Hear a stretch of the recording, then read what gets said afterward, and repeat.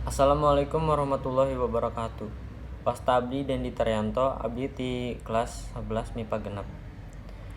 Puji sinareng syukur urang panjatkeun ka Gusti Allah Subhanahu wa taala kusabab karunia sareng ridona urang tiasa ngempal sasarengan di dieu.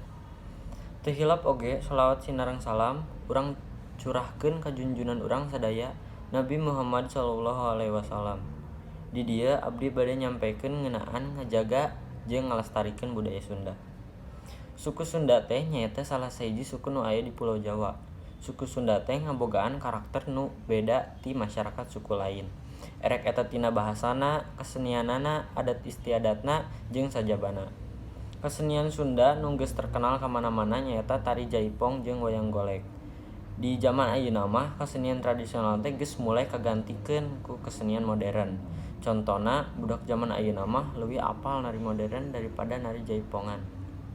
Kusabab kitu urang teh kudu bisa ngajaga kabudayaan urang sorangan, salah sahijina kabudayaan Sunda.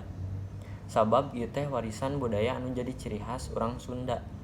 Salah sahiji cara ngajaga jeung ngalestarikeun budaya Sunda teh nyaeta unggal 2 minggu sakali atanapi saminggu sakali ngayakeun pameran budaya Sunda.